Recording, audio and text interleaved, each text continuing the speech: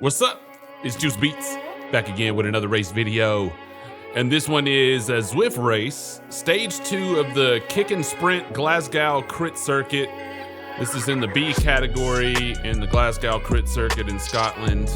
I've done this one before, and I think maybe the last time that I did this circuit, I had just gotten over COVID and was having trouble with my heart rate and everything. And yeah, kind of wanted to redeem myself. So I think this is maybe not a little bit less than a year later that I'm doing this crit circuit. But this was back in August. So I had just finished up the Music City Crit Series in the outdoor races. And the next race that I had was the Dalton Grand Prix, which was the road race and the crit race.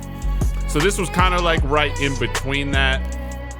This was done on August 12th. So the crit races ended, pretty early. So I had most of July off, and then I jumped into this race on Zwift just to see if I was still kind of fresh, see if I still had the legs, all that stuff. So beginning of this race, a little bit of a lead in, not too much there. But you can see putting out average almost 300 watts just in that little lead in there. It's going to slowly come down a little bit as I settle into the rest of the pack here. So since it's been a while since I've seen this race, kind of watching it as I go along and just commentating as things transpire in the race as well. Just to see what I actually did in this race. But I've had this one sitting on my hard drive for a little while and wanted to finally get it out there. I've got some other things I'm trying to work on. Like I said, guys, been busy. Kids have been home. Got other things going on. So whenever I can jump on here, when I've got a little bit of free time, I'll jump on here and try to make some videos for you guys. Right now, I don't get paid for this, so this is kind of, all extra stuff at the moment. But anyway, so most of my Zwift races, when I jump on here, I try to stick close to the front. Obviously, don't want to be leading anybody out, but I definitely want to be drafting well, but also sitting closer to the front just in case a lead group goes off. I want to be in that lead group. I want to try to stick, up there as close as possible so that I can see things going on here. Kind of a little bit different than the outdoor crit scene. In the outdoor crit scene, as basically a sprinter, I want to sit in the sprinter's lounge a little bit more, but and make my way up closer to the front later on in the race. But here with Zwift races, sometimes you want to sit a little bit closer to the front. And I also have a fellow cycling buddy in this, Mike. He is also in this, and I don't want to butcher his last name, but he's also in this race as well, and he used to ride outdoors in our group rides and stuff around here, but I think he mostly does Zwift now and sticks to the indoor racing and stuff like that. So anyway, so this Glasgow Crit does have a few points where it gets a little tough. So you've got the bigger climb, I guess, like short punchy but steep climb in there, and then you've got some of these rolling hills as well. So you do have to kind of watch out for that. You have to be mindful. You have to make sure that you're ready to put out the wattage there, and you can see my average wattage is up in the 330s. So putting out a lot of watts early on in this race just to stay up here close to the front. We do have, looks like a guy off the front there, but we're slowly catching up to him. So he tried to go off the front a little bit there, but didn't get too far. And since it's early in the race, in Zwift, usually, early in the race like that, when guys aren't really getting, seconds on you, you can usually count on the rest of the group to kind of snap back together there. So didn't have to worry about that too much in that instance. There are some instances where guys do get away, and that has happened. And I think I have got a video of that as well in a different race. But yeah, for this one, I don't believe anybody got away in this one here. But so far so good. So that's basically the first lap there. This part right here is, you know, the final stretch, and you want to make sure that you are close to the front in that final stretch at the end of the race to be able to compete for the win there. So here we go, coming into about the halfway mark of the race here, and you know, we're coming into that, you know, the final start finish straight. And I push out a little bit more watts here. I'm kind of gliding off the front a little bit. And then I kind of find myself with a bit of a gap here as well. So jumping off the front and finding myself with a bit of a gap with, you know, not much effort at all, really. So I've already got a second on the rest of the peloton here just by kind of cruising out to the front and then getting that little bit of a gap. Go ahead and use my invisibility, and it looks like I pushed out a few more wattage points here, and now I've got a 2-second lead. So I'm kind of pushing out a little bit here. And I would say in some of the previous laps that we've gone around, we've had a couple guys that got off the front for a little bit, got 4 to 6 seconds, and then everything kind of snapped back together. So I guess I was kind of testing out my strength here and just seeing what I could do if I got a little bit of a lead. And here I go, I've got 5 seconds already on the rest of the pack here, and I'm out there pushing out the wattage. I'm not really a breakaway guy. But if they're going to allow me to get off the front so easily, why not? Why not try it for a little bit? So 7 seconds now, I'm actually pushing out. That's a pretty decent lead in Zwift. 8 seconds to the rest of the leaders now. I'm actually, having a pretty decent lead on the rest of the pack here, which is pretty crazy for me to think about it, really. Having and I don't, I'm looking up at the right hand side here at the map and just trying to see where the rest of everybody is, and I'm already basically going up this hill here, and I think they might be down at the bottom, but I can't see the group on the map up there. So I've got a pretty substantial lead, going out to 10 seconds on most of the guys here. I can see their wattage ramping up. I see their watts per kilogram getting in the reds a little bit going up that hill. So they're going up that hill. They're trying. But this is pretty crazy to me to see. How far I kind of pushed it out just off of rolling off the front and not really doing too much to begin with, but then I started to kind of push it out a little bit once I knew I had a few seconds, so might as well try. But it looks like it's closing a little bit now. They've got I've got 7 seconds on the rest of the peloton. They're closing it down a little bit. Looks like they're trying to push a little bit more here. I'm still putting out a good amount of watts. I'm over 500 there for a second. So I'm still pushing out a pretty good amount of watts, but it's kind of hard for one person to stay out there and stay away from an entire group that is moving pretty fast and pretty well together.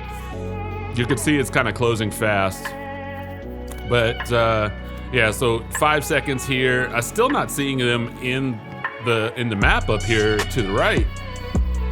There they go. See that little turn there? They're barely out of focus there, but they're closing in. So 5 seconds at this point. I don't know if I was thinking concede at this point. I've basically held them off for an entire lap here.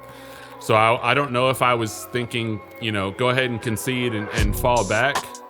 And now I've gained a second on most of the guys here, it looks like. And then there's a couple guys that are maybe breaking off from the group, it looks like, or just leading them out, because there's 4 seconds to 6 seconds discrepancy there. There's my buddy Mike. He's trying to close it in on me. He's at the top of the leaderboard there, but right behind me.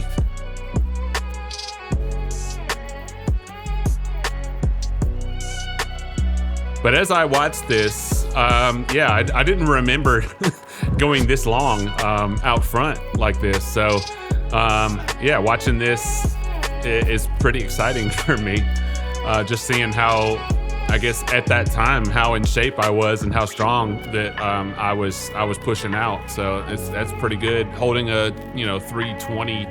322 average at the moment for this race, but I'm not sure exactly how many watts I was actually putting out for this particular moment. I might have to pause this and take a look at the wattage that I was putting out for this particular time. So I'll have to look. So since it was like halfway through the race, kind of see like what my wattage was for the amount of time that I was out here out front.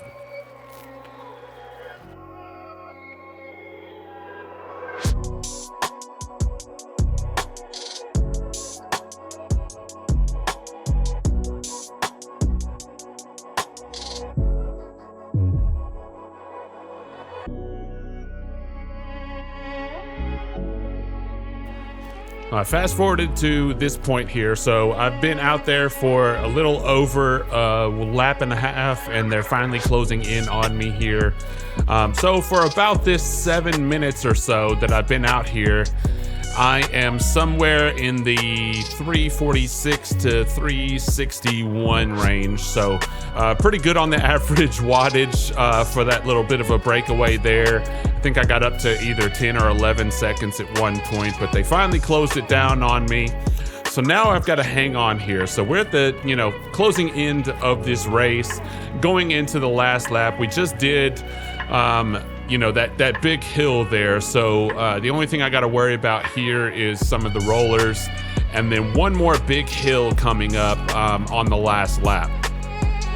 But if I could stay, with the group here, which it looks like I am doing pretty well so far. If I can stay in there with this group, then I think I'll be okay. And what I know about this, crit race here on this London circuit is you have to kick it in about right there. Just that little kicker hill right there. If you want to be at the front of the pack towards the end here, because you go down this straight here, you make a left, and then you're basically on the start-finish straight here, getting ready to sprint it out. So if you want to have a chance, you got to kick it in a little bit early on this one. And, that's just coming from experience of several races that I've done prior to this one on this course, and just seeing when guys actually kick it in and it work out for them. So I'm thinking that in the back of my mind in this one. And yeah, so we're averaging 318 at the moment.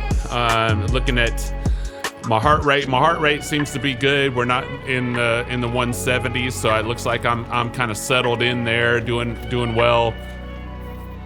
RPM wise, okay. I mean, usually when I'm doing races on the outdoor, I'm more in the 80-90 range.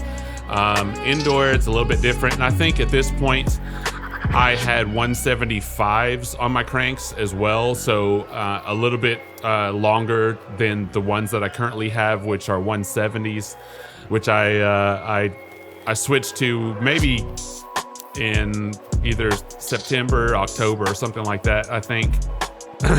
So after this race, obviously, but I did that to match my outdoor bike, which also has 170s now as well. So here we go on this last lap. We got 2.2 kilometers left. And like I said, we still have that big kicker coming up here in just a second. And I've got to make sure that I kick it in there pretty well. Definitely don't want to sag it too much. And we've got a guy who's making a move out here. He's got 4 seconds on everybody at the moment. He's out there out front. But I think what he's doing, just from thinking about it, race sense, is he's trying to get ahead on this hill here, on this last lap. He's trying to get a little bit of a lead out here, and hopefully he can stay out front. But maybe if he's out a little bit early, he can sag a little bit as well on this hill. Pushing out. Got over 800 watts there. I got to put out a lot on this one because everybody's going balls to the wall in this last lap here, trying to stay out front for the finish. But there, yeah, we caught up to him there. So like I said, I think he was kind of sagging that climb, trying to get up there first, but then sagging back into the rest of the peloton there, so he didn't get left behind going up there in that last little bit. And like I said, I got to hang on these rollers here to be able to be in it. But I'm sitting in pretty good position right here. It's telling me I was in second for a second, but you can see I'm kind of falling in there. As long as I stay in the group though, I am drafting pretty well here. And you can kind of tell that by, I think, the body language of the avatar as well. It like kind of sits up, I believe, when you're drafting. And this is pre the draft bar that they just added not too long ago, so you're able to see like how much draft you're getting and all that stuff.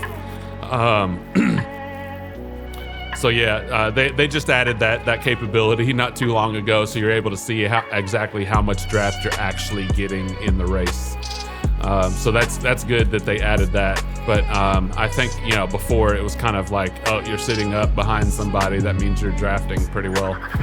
But here we go. I'm hitting my invisibility because that's all I have. But this is where I said you needed to kick it in, and that's where I'm kicking it in here. 880 watts there.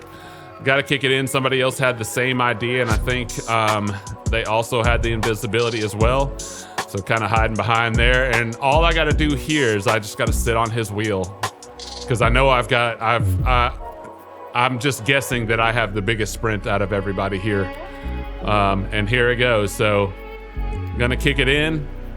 There it is, kicking it in. I don't even know if did I get over 1,000? I do. I got close.